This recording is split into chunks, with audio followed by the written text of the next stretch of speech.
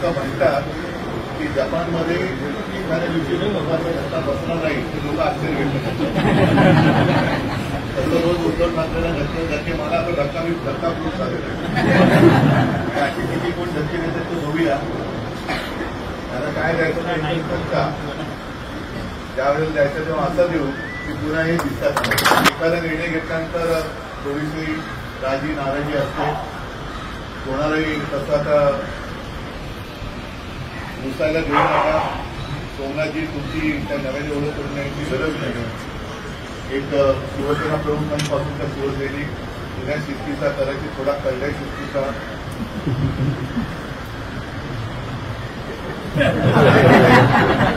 पण आता सैनिक म्हणतात शिस्त आली पाहिजे.